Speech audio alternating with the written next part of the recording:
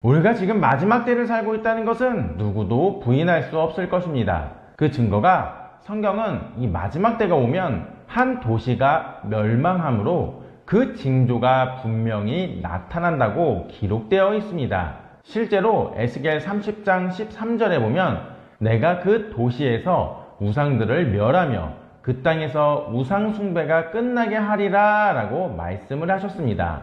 그렇다면 과연 이 도시는 어떤 도시였을까요? 그 도시는 바로 고대 이집트의 찬란한 수도였던 멤피스입니다. 그래서 전 세계 수많은 크리스천들은 이렇게 질문을 합니다. 성경에만 8번이나 언급된 이 도시가 실제로 무너졌다는 사실, 그리고 지금은 아무도 살지 않는 폐허로 남아 있다는 현실이 단순한 우연일까요? 한때 이집트의 수도로서 왕들이 다스리고 종교와 문화, 정치의 중심지였던 멤피스가 성경에 기록된 그대로 심판을 받아 사라졌다는 사실은 정말 하나님의 말씀이 오늘날에도 그대로 이루어지고 있다는 증거가 아닐까요? 라고 말입니다. 그러므로 우리가 여기서 알 수 있는 것이 무엇입니까? 맞습니다. 이처럼 성경 속 예언이 문자 그대로 이루어지고 있는 지금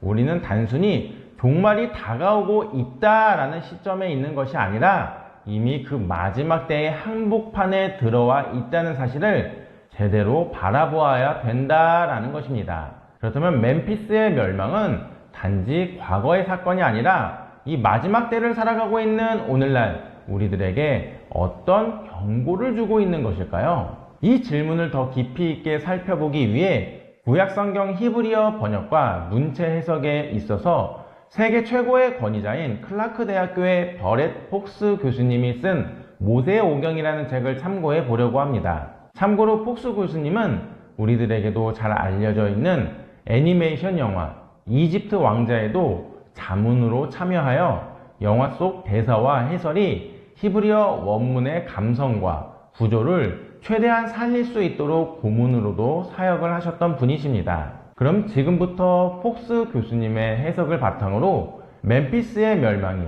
단지 고대의 역사적 사건이 아니라 왜 마지막 때를 살아가는 우리에게 주어지는 분명한 징조이며 하나님의 경고인지 함께 살펴보도록 하겠습니다. 멤피스는 성경에 8번이나 언급된 도시입니다. 이집트의 상 이집트와 하 이집트 사이에 전략적으로 가장 중요한 지점에 세워진 고대 이집트의 수도였으며 문화와 종교, 정치의 중심지였습니다. 고대 파라오들이 통치하던 핵심 도시였고 고대 세계에서 찬란한 문명과 우상 숭배의 중심이기도 했습니다. 그런데 서두에 말씀드렸다시피 바로 이 도시의 멸망이 성경 에스겔서에 명확히 예언되어 있습니다. 에스겔 30장 13절에서 하나님은 내가 멤피스에서 우상들을 멸하며 그 땅에서 우상 숭배가 끝나게 하리라 라고 말씀을 하셨습니다. 사실 멤피스는 이집트 문명의 자존심과 같았던 도시였지만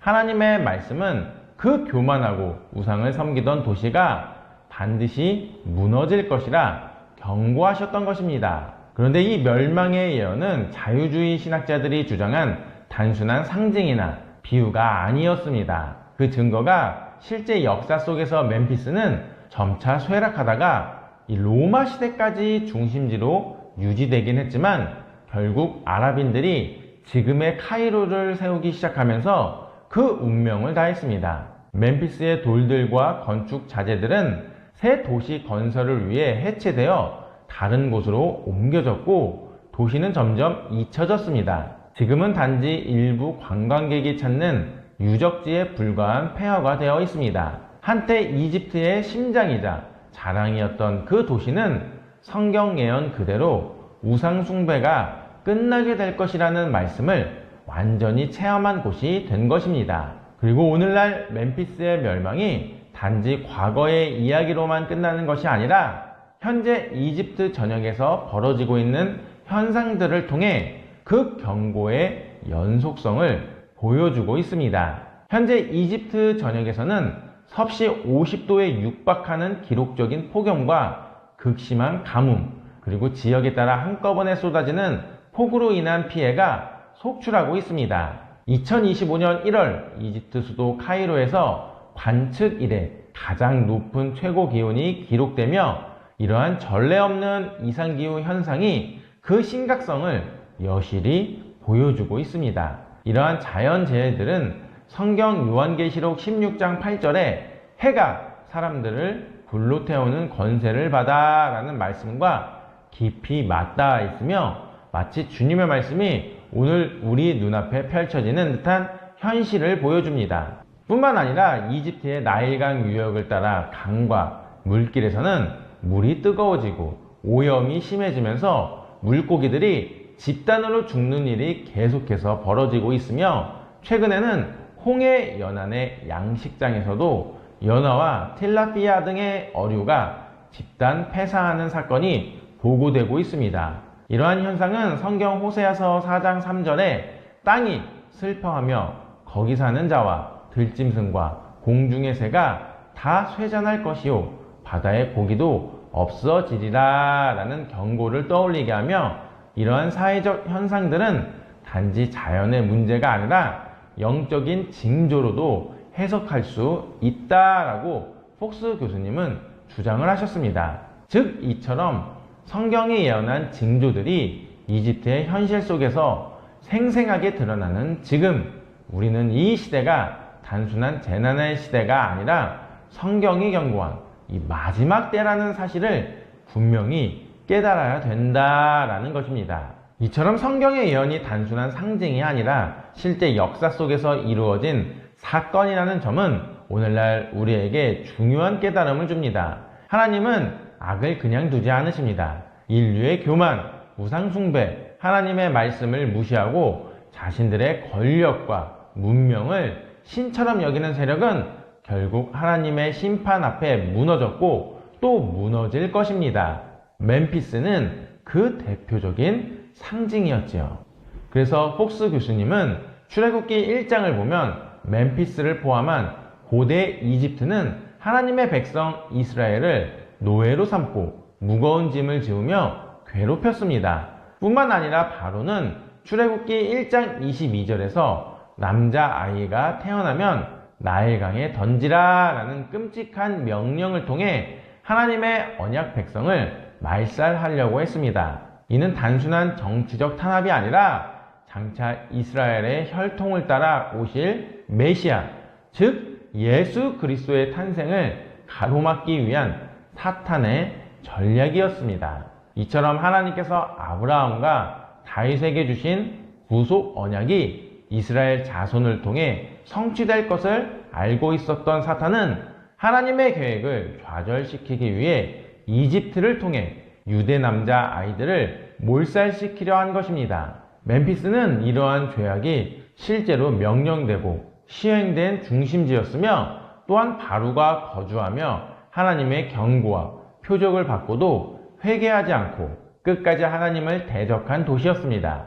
이러한 점에서 고대 이집트, 특히 멤피스는 단순한 정치적 제국이 아니라 영적으로는 마귀가 왕노릇하며 하나님의 구속사를 방해하고자 했던 영적 전쟁의 중심지였던 것입니다. 사실 우리는 종종 마지막 때의 징조를 하늘에서 불이 내리거나 지진이나 전쟁 같은 눈에 띄는 사건에서만 찾으려 하지만 성경은 더 본질적인 징조를 가르쳐 줍니다. 하나님의 말씀대로 예언이 성취되고 있는 그 자체가 바로 마지막 때에 들어와 있다는 근거입니다. 오늘날 비참하게 변해버린 멤피스의 폐허는 그 말씀의 실현이며 오늘날 우리가 깨어 있어야 할 중요한 근거라는 것입니다. 물론 어떤 이들은 이렇게 말할 수도 있습니다. 고대 도시는 다 사라지지 않았느냐? 그것이 무너졌다고 해서 특별한 의미를 부여할 필요가 있느냐라는 반론입니다.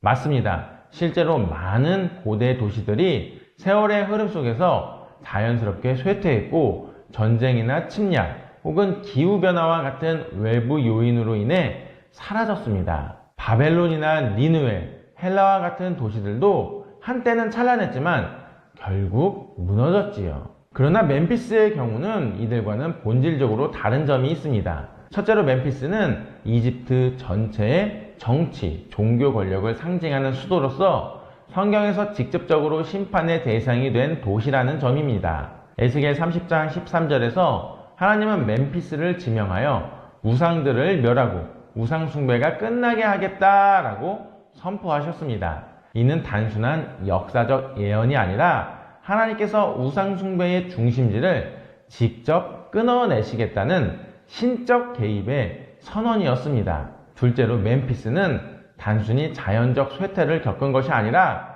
하나님의 예언처럼 실제로 해체되어 사라진 도시입니다. 아랍인들이 카이로를 건설할 때에 멤피스의 건물과 자재들을 해체하여 새로운 도시에 재활용하면서 이 도시는 문자 그대로 역사 속에서 지어졌습니다. 유적은 일부 남았지만 그 문명과 도시 구조는 철저히 붕괴되었고 현재는 한적한 유적지로만 존재합니다. 이는 완전한 폐허라는 성경적 표현을 충실히 따른 결과입니다. 셋째로 멤피스는 하나님의 백성 이스라엘을 억압하며 하나님의 권위에 정면으로 도전했던 도시였습니다. 출애굽기 7장부터 12장에 기록된 10가지 재앙은 단순한 재난이 아니라 이집트의 10가지 주요 우상들을 향한 하나님의 심판이었습니다. 멤피스는 당시 이집트 최대의 종교 중심지로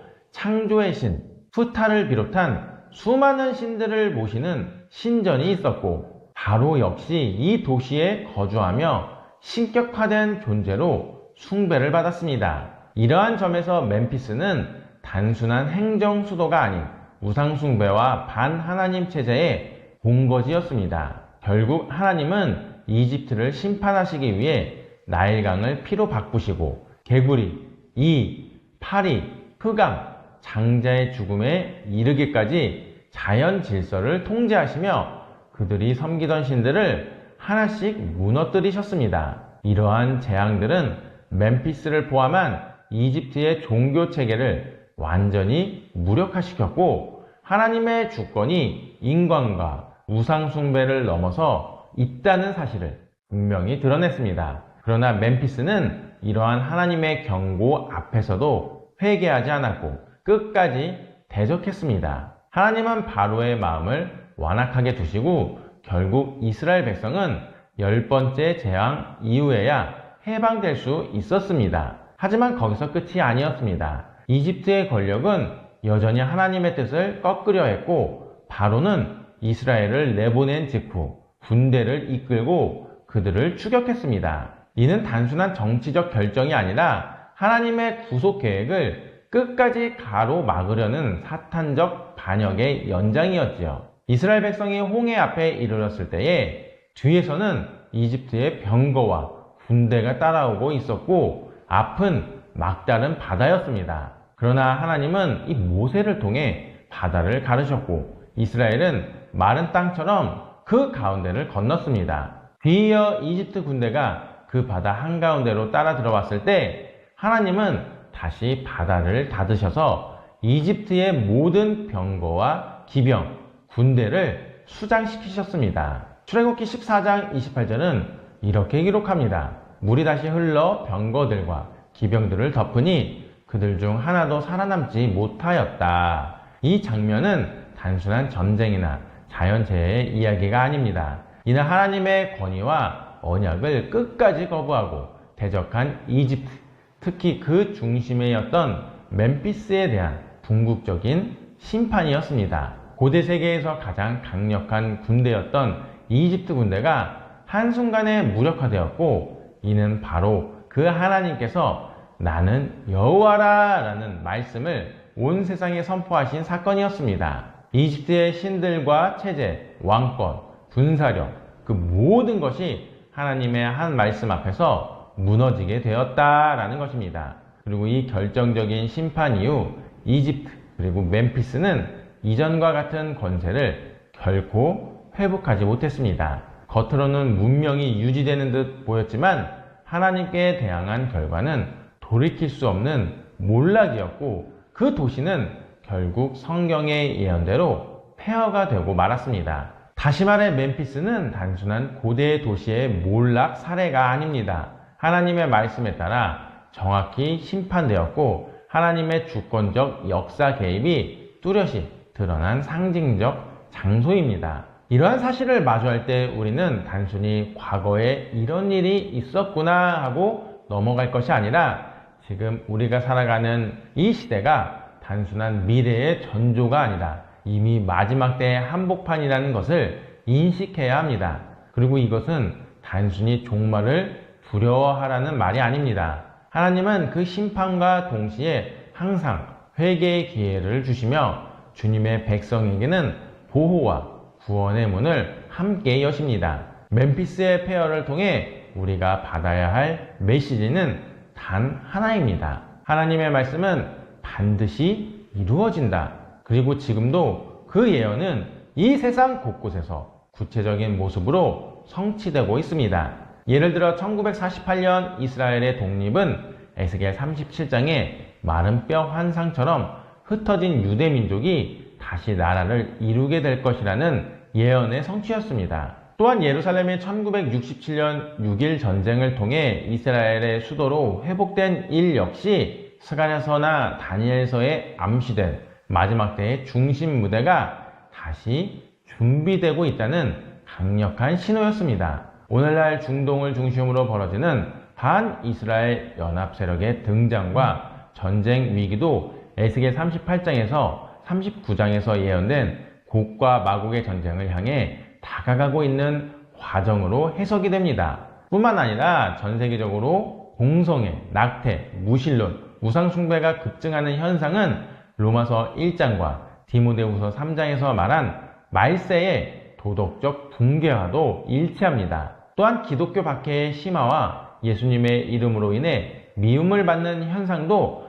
마태복음 24장 9절에서 이미 경고된 내용입니다. 이러한 모든 징조들은 단순한 사회 변화가 아니라 성경이 수천 년 전에 이미 경고한 말씀이 현실로 나타나고 있다는 분명한 증거입니다. 그러므로 우리는 지금이 바로 그 말씀 안에서 깨어 있어야 할 때이며 하나님께 돌아가야 할 때입니다. 그 이유가 무엇입니까? 맞습니다. 멤피스는 단지 한 고대 도시의 몰락이 아니라 하나님께서 역사 속에서 직접 심판하신 도시였습니다. 멤피스가 멸망한 이유는 단순한 정치적 실수나 외부의 침략 때문이 아니라 하나님의 권위에 대한 정면 도전과 우상숭배, 그리고 하나님의 백성을 억압하고 하나님의 뜻을 거부한 죄악 때문이었습니다. 그래서 성경은 이러한 사례를 통해 하나님의 심판은 실제이며 반드시 이루어진다는 사실을 반복해서 경고하고 있습니다.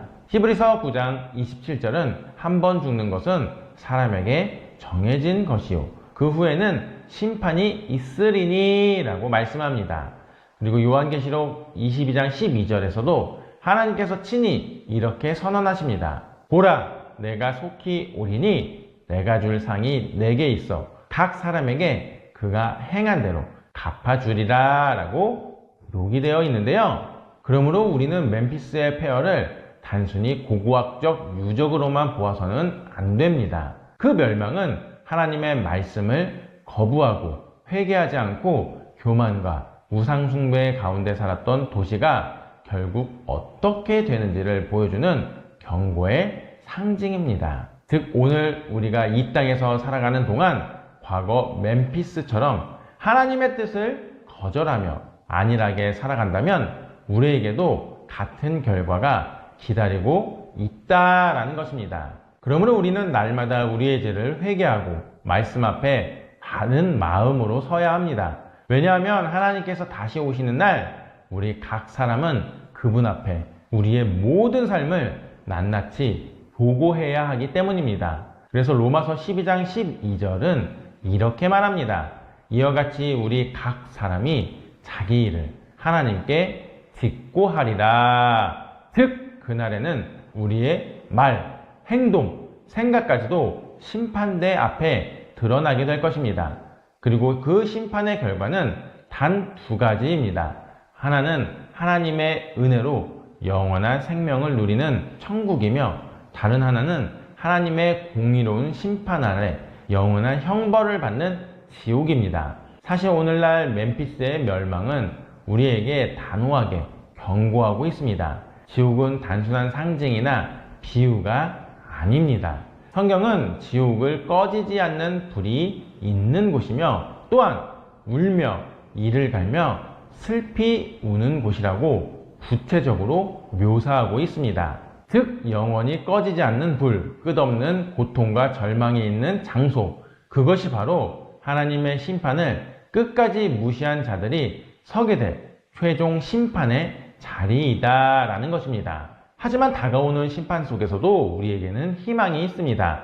예수님께서는 마태복음 25장 40절을 통해 지극히 작은 자 하나에게 한 것이 곧 내게 한 것이니라 라고 말씀하시며 심판의 날을 준비하는 방법은 가장 소외된 이들을 돌보는 삶을 강조하셨습니다. 그래서 저희 메시지아도 이 말씀에 순종하여 사회적으로 가장 소외되고 있는 장애인 형제자매들을 섬기고 있습니다. 사실 저희는 매주 유튜브 수익금으로 장애인 재활 작업장에 간식을 후원해 왔는데 어느 날 예배 중 찬양을 기쁘게 부르는 발달 장애인 분들을 보고 큰 감동을 받았습니다. 특히 원장님께서 이 발달 장애인 분들이 공연장 출입이 금지돼 음악을 접할 기회가 없다고 하신 말씀이 너무나 마음이 아프고 잊을 수 없었습니다.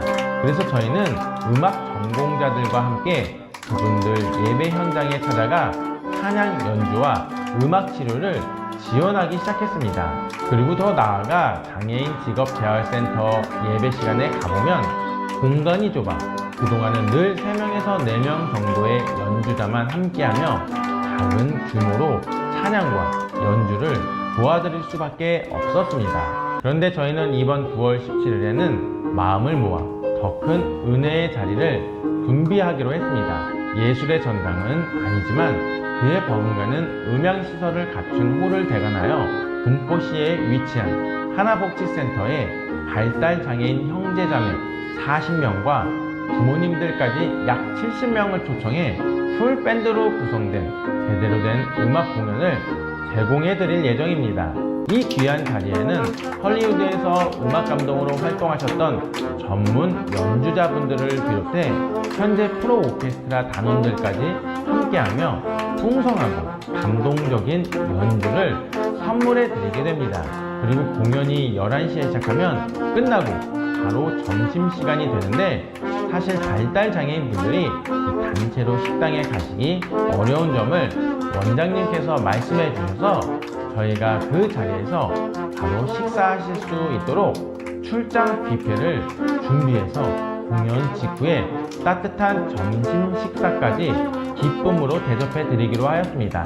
사실 저희 사역은 재정적으로 많이 부족하지만 이 보이지 않는 곳에서 외롭게 살아가는 발달 장애인 분들께 예수님의 사랑을 전하기 위해 마음을 다해 힘쓰고 있습니다. 혹시 이 사역에 마음이 있으신 분들이 있으신가요? 그렇다면 일시 후원이나 정기 후원으로 함께 해주시면 감사하겠습니다. 특히 정기 후원은 누군가의 삶을 바꾸는 기적이 될 수 있습니다. 왜냐하면 저희가 찬양의 연주를 진행하다 보면 발달 장애인 분들께서 눈물을 흘리시면서 성령님의 임재를 경험하실 때가 정말 많이 있기 때문입니다. 그래서 저희가 이 영상 고정 댓글에 일시 후원 및 정기 후원을 하실 수 있는 링크를 달아 놓았으니 기도하는 마음으로 동참해 주시면 감사하겠습니다. 다시 한번 강조드리면 우리는 마지막 때를 살아가고 있습니다. 그리고 그 마지막 때를 준비하는 가장 확실한 방법은 이 초림하실 때에는 십자가 죽음을 당하셨지만 다시 오실 재림주로 오실 때에는 무섭게 심판하시러 오신다고 하신 예수님께 바로 칭찬받는 삶을 살아가는 것입니다. 즉 예수님은 다시 오십니다. 그리고 다시 오실 때 이렇게 물으실 것입니다. 너희는 지극히 작은 자에게 무엇을 했느냐? 그 질문에 우리 모두 예 주님, 저는 그들을 위해 살았습니다 라고 대답할 수 있기를 간절히 소망해 봅니다. 그렇다면 지금 우리가 살고 있는 이 마지막 때와 성경에 나오는 이집트의 멸망은 어떤 관계가 있을까요? 이는 단순히 오래전에 있었던 이야기일 뿐일까요? 이 부분을 좀 더 쉽게 이해하기 위해 존 맥아더 목사님의 성경 강의 내용을 함께 살펴보도록 하겠습니다. 하나님께서는 이스라엘 백성을 애굽의 압제에서 구원하시기 위해 10가지 재앙을 사용하셨습니다. 출애굽기 7장부터 12장까지 등장하는 이 재앙들은 단순한 우연이나 자연재해 혹은 정치적 혼란의 결과가 아니었습니다. 그것은 전능하신 하나님께서 직접 개입하셔서 세상의 질서를 뒤흔들고 하나님의 권세를 드러내신 사건입니다. 그리고 놀랍게도 이 재앙의 본질은 오늘날 마지막 때를 사는 우리에게도 동일하게 반복되고 있으며 종말의 징조들과 맞물려 성취되고 있습니다. 특히 하나님께서는 당시 애굽 사람들이 신처럼 섬기던 자연과 동물, 왕권 체계 자체를 무너뜨리심으로써 사람이 만든 우상이 얼마나 헛된 것인지를 뚜렷하게 보여주셨습니다. 첫 번째 재앙인 나일강이 피로 변한 사건은 생명의 근원이 무너지는 장면이었고, 오늘날 이는 전 세계적으로 벌어지고 있는 수자원 오염과 바다 생태계 붕괴, 붉은 조류 현상 등과 맞물려 재현되고 있습니다. 두 번째 개구리 재앙은, 세 번째 이재앙, 네 번째 파리떼 재앙은 자연의 균형이 무너질 때 어떤 혼란이 오는지를 보여주었고, 이는 현재 우리가 겪는 해충 대량 번식, 신종 감염병과 바이러스의 창궐과도 연결이 됩니다. 다섯 번째 재앙인 가축의 전염병은 경제 기반이 무너지는 경고였습니다. 오늘날 조류독감, 아프리카 돼지 열병, 광우병 등의 전염병은 단순한 보건 문제를 넘어서 식량 안보와 세계 경제를 흔드는 위협으로 번지고 있습니다. 여섯 번째 재앙인 종기 재앙은 육체적 고통과 치유 불가능한 질병에 대한 심판이었으며, 오늘날의 암, 불치병, 팬데믹은 하나님 없는 인간의 한계를 여실히 드러냅니다. 일곱 번째 우박 재앙은 기후변화로 인한 자연재해의 예표로 볼 수 있으며, 오늘날 폭우, 대형, 우박, 산불, 허리케인 등 창조 질서의 경고음입니다. 여덟 번째 메뚜기 재앙은 농작물 파괴를 통해 인간의 생존 기반을 위협했고, 이는 현재 아프리카와 중동, 아시아 전역에서 실제로 발생하는 대규모 메뚜기떼 피해와 일치합니다. 아홉 번째 흑암 재앙은 세상에 하나님 없이 얼마나 깊은 어둠에 빠질 수 있는지를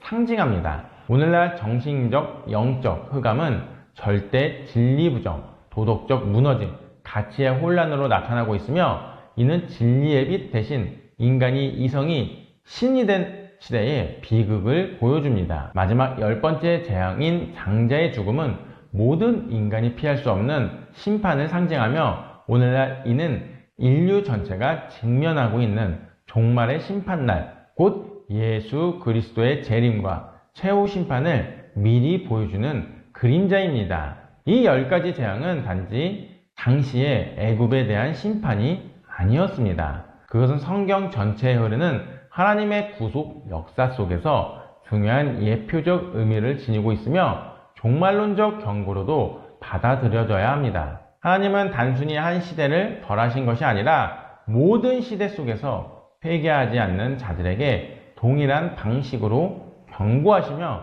특히 마지막 세대를 향해 강력한 메시지를 보내고 계십니다. 이스라엘 백성에게 하셨던 약속은 오늘날 예수 그리스도를 믿는 모든 신자에게 동일하게 적용이 되며, 우리도 이 시대의 영적 애굽에서 해방되도록 부르심을 받고 있습니다. 특히 10번째 재앙과 연결된 유월절 사건은 이 마지막 때의 구원을 보여주는 중요한 열쇠입니다. 하나님께서는 심판의 날에 어린 양의 피가 문설주에 발라진 집은 지나가겠다고 하셨고, 이는 마지막 심판의 날에도 예수 그리스도의 피로 덮인 자만이 구원받을 수 있다는 복음의 진리를 보여줍니다. 오늘날 그리스도의 보혈 아래 있는가 아니면 세상의 방식 아래 있는가가 운명을 갈라놓습니다. 요한복음 1장 29절은 바로 이 예수님을 세상 죄를 지고 가는 하나님의 어린 양이라고 선포하며,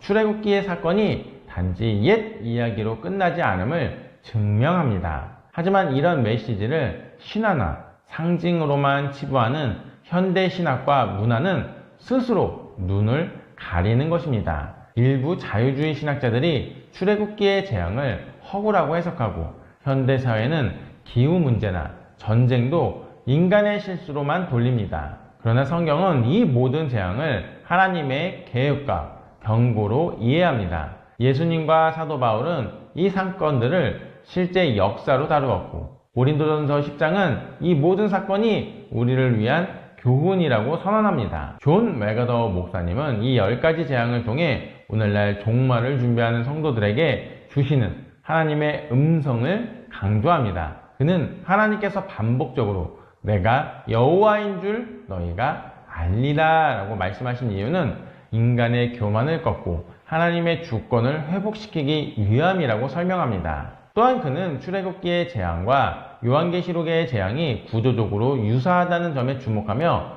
이 마지막 때에도 하나님은 동일한 방식으로 세상을 심판하신다고 말합니다. 그럼에도 불구하고 구원의 문은 아직 열려 있으며 그 문은 오직 예수 그리스도 안에 있다는 사실을 맥어더 목사님은 분명하게 증언을 합니다. 그렇다면 우리는 이 10가지 재앙을 통해 무엇을 배워야 할까요? 첫째, 마지막 때에도 하나님은 여전히 살아계시며 모든 자연과 역사를 주관하고 계신다는 점입니다. 둘째, 하나님은 회개하지 않는 세상에 반드시 심판을 내리시며 이 경고를 무시해서는 안 된다는 사실입니다. 셋째, 하나님의 구원은 단순한 지식이나 종교 행위로 얻어지는 것이 아니라 예수님의 피로 덮인 자에게만 주어지는 은혜라는 것입니다. 넷째, 지금이야말로 그 은혜의 길로 들어가야 할 때입니다. 출애굽기의 재앙은 요한계시록에 등장하는 이 마지막 재앙들과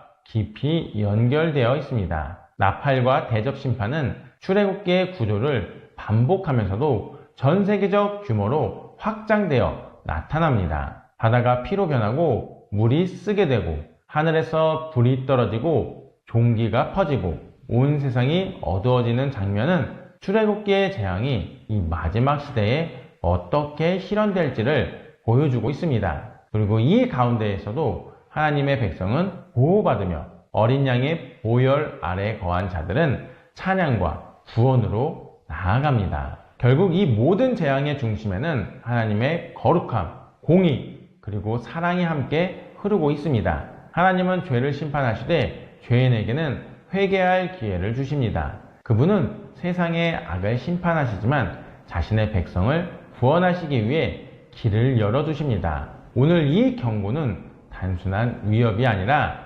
사랑의 부르심입니다. 돌아오라는 하나님의 외침이지요. 지금 우리가 살아가는 시대는 너무나 많은 면에서 출애굽기 시대와 닮아 있습니다. 도덕의 붕괴, 영적 혼돈, 기후위기, 전염병, 전쟁은 단순한 역사적 현상이 아니라 하나님의 손길을 무시한 인류에 대한 경고입니다. 성경은 그래서 이렇게 말합니다. 이런 일들이 일어나는 것을 보거든 인자가 가까이 온 줄 알라. 그러므로 우리는 출애굽기의 재앙을 다시 읽어야 하며 그것을 과거 이야기가 아닌 지금을 위한 말씀으로 받아들여야 된다라는 것입니다. 하나님은 이스라엘을 구원하셨듯 마지막 날에도 자신의 백성을 구원하실 것입니다. 그러나 그 구원은 예수 그리스도를 믿고 어린 양의 피 아래 거하는 자들에게만 주어집니다.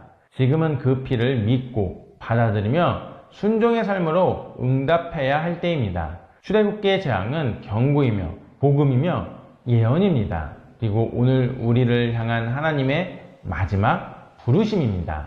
이제 결론을 맺겠습니다. 우리가 지금 마지막 때를 살고 있다는 것은 누구도 부인할 수 없을 것입니다. 그 증거가 성경은 이 마지막 때가 오면 한 도시가 멸망함으로 그 징조가 분명히 나타난다고 기록되어 있습니다. 실제로 에스겔 30장 13절에 보면 내가 그 도시에서 우상들을 멸하며 그 땅에서 우상 숭배가 끝나게 하리라 라고 말씀을 하셨습니다.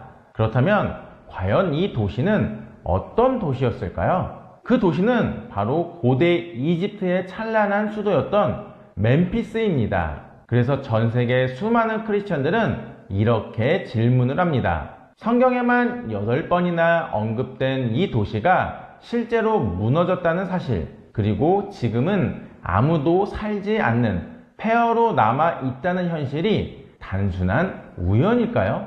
한때 이집트의 수도로서 왕들이 다스리고 종교와 문화, 정치의 중심지였던 멤피스가 성경에 기록된 그대로 심판을 받아 사라졌다는 사실은 정말 하나님의 말씀이 오늘날에도 그대로 이루어지고 있다는 증거가 아닐까요? 라고 말입니다. 그러므로 우리가 여기서 알 수 있는 것이 무엇입니까? 맞습니다. 이처럼 성경 속 예언이 문자 그대로 이루어지고 있는 지금 우리는 단순히 종말이 다가오고 있다라는 시점에 있는 것이 아니라 이미 그 마지막 때의 항복판에 들어와 있다는 사실을 제대로 바라보아야 된다라는 것입니다. 그렇다면 멤피스의 멸망은 단지 과거의 사건이 아니라 이 마지막 때를 살아가고 있는 오늘날 우리들에게 어떤 경고를 주고 있는 것일까요? 멤피스는 성경에 8번이나 언급된 도시입니다. 이집트의 상이집트와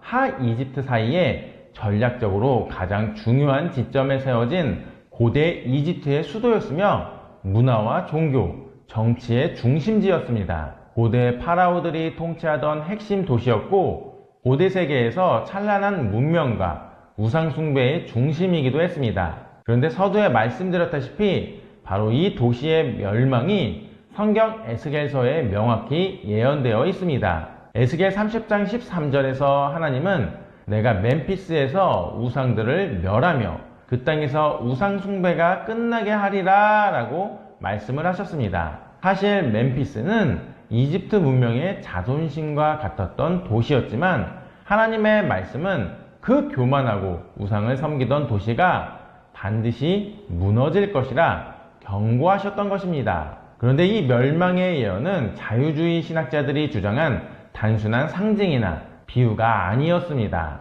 그 증거가 실제 역사 속에서 멤피스는 점차 쇠락하다가 이 로마 시대까지 중심지로 유지되긴 했지만 결국 아랍인들이 지금의 카이로를 세우기 시작하면서 그 운명을 다했습니다. 멤피스의 돌들과 건축 자재들은 새 도시 건설을 위해 해체되어 다른 곳으로 옮겨졌고 도시는 점점 잊혀졌습니다. 지금은 단지 일부 관광객이 찾는 유적지에 불과한 폐허가 되어 있습니다. 한때 이집트의 심장이자 자랑이었던 그 도시는 성경 예언 그대로 우상 숭배가 끝나게 될 것이라는 말씀을 완전히 체험한 곳이 된 것입니다. 그리고 오늘날 멤피스의 멸망이 단지 과거의 이야기로만 끝나는 것이 아니라 현재 이집트 전역에서 벌어지고 있는 현상들을 통해 그 경고의 연속성을 보여주고 있습니다. 현재 이집트 전역에서는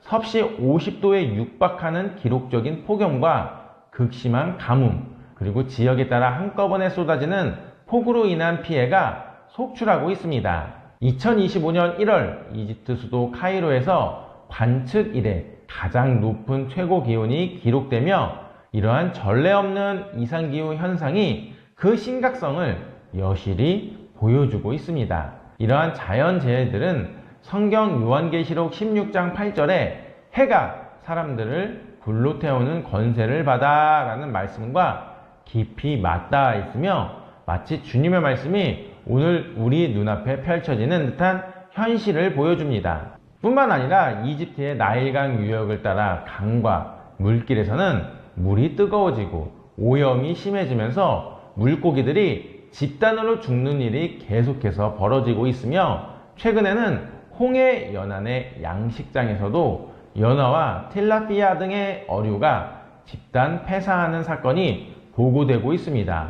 이러한 현상은 성경 호세아서 4장 3절에 땅이 슬퍼하며 거기 사는 자와 들짐승과 공중의 새가 다 쇠잔할 것이요 바다의 고기도 없어지리라 라는 경고를 떠올리게 하며 이러한 사회적 현상들은 단지 자연의 문제가 아니라 영적인 징조로도 해석할 수 있다라고 폭스 교수님은 주장을 하셨습니다. 즉 이처럼 성경이 예언한 징조들이 이집트의 현실 속에서 생생하게 드러나는 지금 우리는 이 시대가 단순한 재난의 시대가 아니라 성경이 경고한 이 마지막 때라는 사실을 분명히 깨달아야 된다라는 것입니다. 이처럼 성경의 예언이 단순한 상징이 아니라 실제 역사 속에서 이루어진 사건이라는 점은 오늘날 우리에게 중요한 깨달음을 줍니다. 하나님은 악을 그냥 두지 않으십니다. 인류의 교만,